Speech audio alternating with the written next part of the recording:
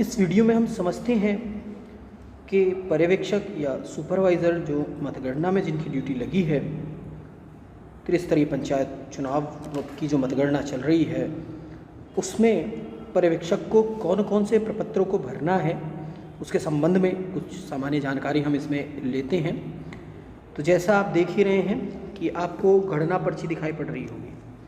पर्यवेक्षक को सबसे पहले गणना पर्ची भरनी है। गणना पर्ची कब भरनी है, इसको हम समझ लेते हैं। गणना पर्ची जब मतदेय स्थलवार मतपेटी आएंगी, उनको एक कक्ष की एक टेबल पर खोला जाएगा, उसमें उनको पदवार अलग अलग किया जाएगा। प्रधान और वार्ड मेंबर वाले बैलेट को एक की छटनी एक टेबल पे, क्षेत्र पंचायत की छटनी दूसरे टेबल पे और जिला पंचायत की छटनी तीसरे टेबल पे होगी। तो हम यहाँ देख रहे हैं सबको, जो तीनों टेबल पर पर्यवेक्षक हैं उनको अलग अलग यह मतगणना पर्ची भरनी है। क्षेत्र पंचायत वाले को क्षेत्र पंचायत, जिला पंचायत वाले को जिला पंचायत और जो प्रधान और वार्ड मेंबर वाले हैं उनको ये।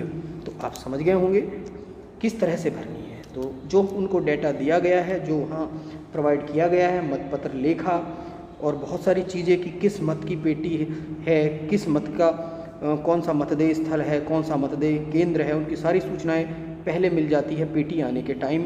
उसके अनुसार फिर जब जो एक टेबल पर कर्मी काम कर रहे हैं चार, उन्होंने पदवार अलग अलग छांट दिए हैं और उम्मीदवारों की सूची चिन्ह सहित भी हमको मिलती है पर्यवेक्षक को। तो वह यहाँ उन पर्यवेक्षकों की पर्यवेक्षक उन उम्मीदवारों के नाम लिखते हैं। जो सहायक हैं वह छाट के उन्होंने बंडल बना लिए हैं। उन बंडलों को की संख्या यहाँ लिखते हैं कि पहले जो हमारा पहले वाला उम्मीदवार है उसको कितने, पहले वाला उम्मीदवार नाम हमने लिख लिया है गुलशन, इनको कितने मत मिले हैं यहाँ हम लिख लेते हैं कि इनको कितने बंडल मिले हैं। इनको बंडल हमें मिले हैं 3 बंडल मिले हैं। 3 बंडल में कितने वोट हैं। यदि 50 से कम वाला बंडल है तो उस पर लिखा रहता है कि इतने उसमें मतपत्र हैं, तो इसमें हम लिख देते हैं कि इनको 125 वोट मिले हैं। इसी तरह से भरा जाता है। ऊपर की डिटेलिंग हम बाकी उनसे भर लेते हैं जो हमें पर्यवेक्षक को दी जाती हैं सूचनाएं कि कौन सी ग्राम पंचायत है, कौन सा मतदेय क्रमांक है, कौन सा उसका नाम है, कितनी उसमें पेटी यूज़ हुई हैं, कितने बंडल थे, जब एक जगह थे सबके सब कितने बंडल थे, उसमें कुल कितने मतपत्र थे, ये उसको सूचना दे दी जाती हैं शुरू में। उसके बाद जो सहायकों ने छांट के संदिग्ध मतपत्र दिए हैं, उन संदिग्ध मतपत्रों की संख्या यहाँ लिख दी जाती है कि मान लो हमारे पास 15 संदिग्ध मतपत्र आए हैं। अब ये भरने के बाद, ये मतगणना पर्ची भरने के बाद पर्यवेक्षक अपने सिग्नेचर यहाँ करने के बाद इसको ले जाते हैं आरओ एआरओ के पास। वह उनको संदिग्ध मतों को देखते हैं कि कौन उन संदिग्ध मतों में कौन से वैध हैं और कौन से अस्वीकृत हैं। तो वह उसी के आधार पर इस पर्ची में, जो मतगणना पर्ची है, इसमें करेक्शन करते हैं। करेक्शन करने के बाद फाइनल जब कर देते हैं कि इतने अस्वीकृत हो गए हैं और टोटल योग इतना आया है, उसके बाद इस मतगणना पर्ची को भर के वह दे देते हैं। यह हमें वार्ड मेंबर की अलग भरनी है, प्रधान की अलग भरनी है एक टेबल पे, दूसरी टेबल पे क्षेत्र पंचायत की भरनी है, तीसरी टेबल पर जिला पंचायत की। अलग अलग पर्यवेक्षक अपनी अपनी पर्ची भर रहे होंगे और जो वहाँ एआरओ आरओ बैठे होंगे उनसे इसको वेरीफाई करा रहे होंगे। वेरीफाई कराने के बाद जब ये पर्ची आ जाती है, उसके बाद प्रपत्र 44 पर, यहाँ प्रपत्र 44 इस तरह का रहेगा। इस पर ग्राम पंचायत सदस्य का आपको फिर सदस्यों के नेम और यहाँ उनके चुनाव चिन्ह और उसको कितने वोट मिले यहाँ फिल करना है और पूरी डिटेल भरने के बाद यहाँ सिग्नेचर करेंगे और इसको फाइनल करके ले जाएंगे आप आरओ एआरओ के बाद। वो डिक्लेयर इसको कर देंगे कि कौन वहाँ से निर्वाचित हुआ है। इसी तरह से प्रपत्र 45 भाग 1, प्रपत्र जो 45 है भाग 1 है, इसको भरना रहता है। इस वाले प्रपत्र को जो हमारे पर्यवेक्षक हैं उनके द्वारा भरना रहता है। यहाँ सेम वही है, क्योंकि मतगणना जो पर्ची है उसकी डिटेल, मतगणना पर्ची की डिटेल के अनुसार जो आरओ एआरओ ने वेरीफाई की है, अस्वीकृत मतों के बाद, संदिग्ध मतों में से अस्वीकृत मत निकालने के बाद उनको हम यहाँ भर देते हैं उम्मीदवारों के अनुसार। उनके चुनाव चिन्ह यहाँ भर दिए जाते हैं पहले को कितने वोट मिले उनकी संख्या यहाँ लिख दी जाती है।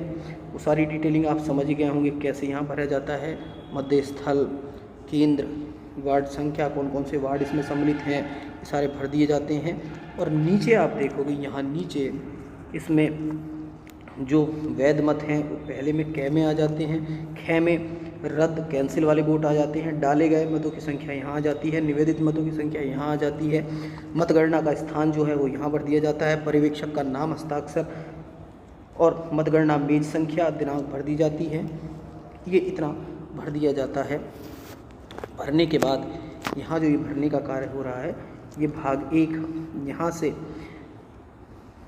ये पर्यवेक्षक सुपरवाइज़र भरेंगे। भरने के बाद इसको आरओ एआरओ को दे देंगे। ये भाग 1 पर्यवेक्षक को ही भरना रहता है। इसके बाद जो भाग 2 है ये वाला ग्राम पंचायत पद प्रधान जी के लिए भाग 2 प्रपत्र 46 इसको भरना रहता है आरओ एआरओ के द्वारा। यानी कि जो इसका भाग 1 है प्रपत्र 45 इसको भरना रहता है किसके द्वारा? सुपरवाइज़र यानी कि पर्यवेक्षक के द्वारा। मतगणना पर्ची को किसके द्वारा भरा जाता है? सुपरवाइज़र के द्वारा। फाइनल किसके द्वारा किया जाता है मतगणना पर्ची को? आरओ एआरओ के द्वारा। फाइनल यानी कि सबसे पहले ये भरी जाती है।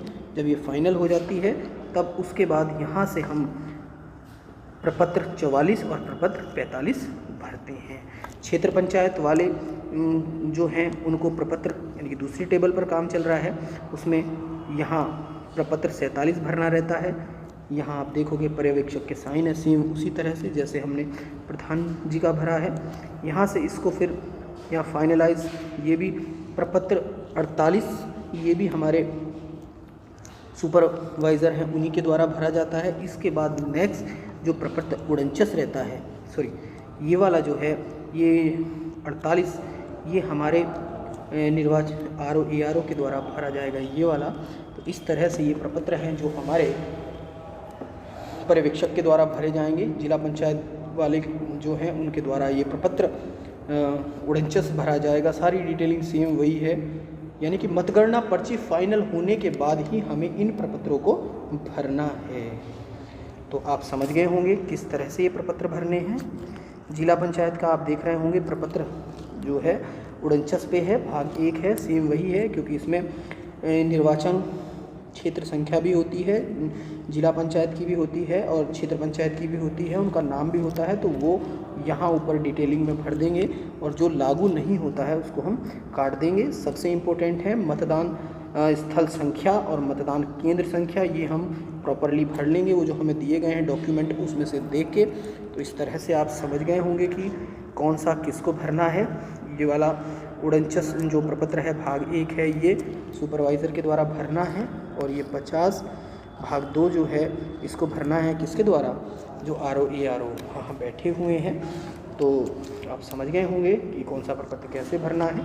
यदि वीडियो पसंद आता है तो लाइक करें, इसको शेयर करें और चैनल यदि अभी तक सब्सक्राइब नहीं किया है तो इस चैनल को भी सब्सक्राइब करें। Thank you for watching.